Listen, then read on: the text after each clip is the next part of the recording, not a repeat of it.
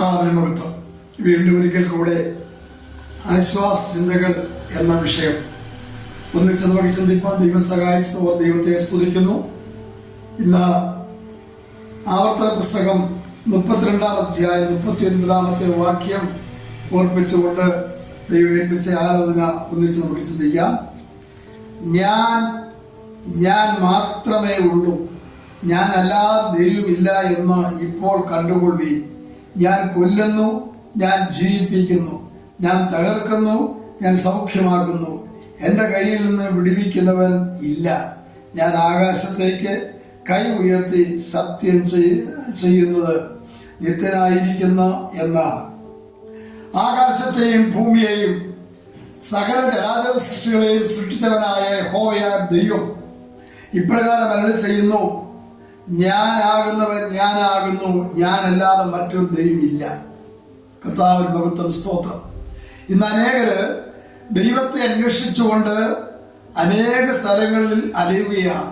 പുണ്യസ്ഥലങ്ങൾ, പുണ്യ നദികൾ, മലകളില്, കടൽത്തീരങ്ങളില്, പുണ്യക്ഷേത്രങ്ങളിലും പള്ളികളിലും അങ്ങനെ അനേക സ്ഥാനത്ത് അലഞ്ഞിട്ടും നമുക്ക് ദൈവത്തിന്റെ സമാധാനം കണ്ടെത്തുവാൻ കഴിയുന്നില്ല. എന്നാൽ ഇസ്രായേൽ മക്കൾ മിസ്രൈമിൽ നിന്നും ചെങ്കടൽ കടന്ന് മറയിലേക്ക് പ്രവേശിച്ച് സീനായി താഴ്വരയിൽ വന്നപ്പോൾ ദൈവം മോശയിൽ കൂടെ 10 കൽപ്പനയും ന്യായപ്രമാണം കൊടുക്കുവാനിടയായി തീർന്നു. ആ ന്യായപ്രമാണത്തിലെ 1-2 കൽപ്പനയാണ്, ഞാൻ അല്ലാതെ അന്യ ദൈവങ്ങൾ നിങ്ങൾക്ക് ഉണ്ടാകരുത്, ഒരു വിഗ്രഹം ഉണ്ടാക്കരുത്, സ്വർഗത്തിലുള്ളതിന്റെയോ ഭൂമി കീഴെ വെള്ളത്തിലുള്ളത് യാതൊന്നിനെ പ്രതിയും ഉണ്ടാക്കരുത്, അവയെ നമസ്കരിക്കരുത് എന്ന് കർത്താവ് അരുളി ചെയ്തിരിക്കുന്നു. ഇതൊരു കൽപ്പനയാണ്. എന്നാൽ ഇന്ന് പലരും ഇതിനെക്കുറിച്ച് വേണ്ടതുപോലെ ഗ്രഹിക്കുന്നില്ല. പാരമ്പര്യ ക്രിസ്ത്യാനികൾ പോലും ഇതിന് പ്രാധാന്യം കൊടുക്കുന്നില്ല. പുറപ്പാട് 20-3 മുതൽ 6 വാക്യത്തിൽ വായിക്കുന്നു, അത് ഇതിന്റെ ലംഘനമാണ്.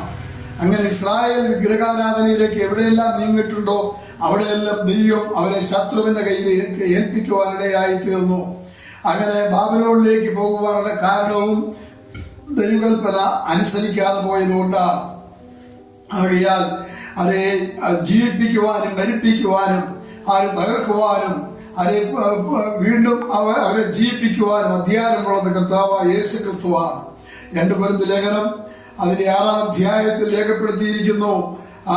കൊരിന്ത്യർ ലേഖനത്തിൽ പറയുകയാണ്, ദേവാലയത്തിന് വിഗ്രഹങ്ങളോട് എന്ത് യോഗ്യത, നാം ജീവനുള്ള ദൈവത്തിന്റെ ആലയമല്ലോ. ജീവനുള്ള ദൈവത്തിന്റെ ആലയം നാമാണ്. ദൈവം നമ്മിൽ വസിക്കുന്നു.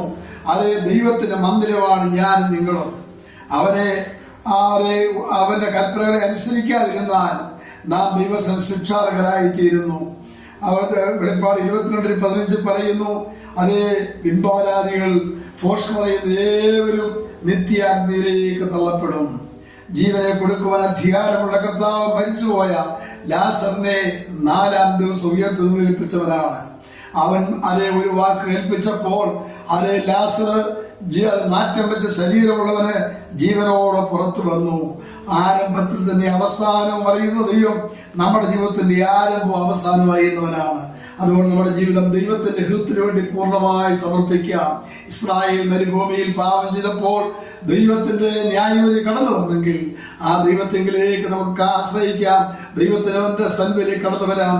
അത് നമ്മെ അനുഗ്രഹിക്കുന്ന കാരണമായി തീരും. അതിനായി ദൈവം നമ്മെ സഹായിക്കും.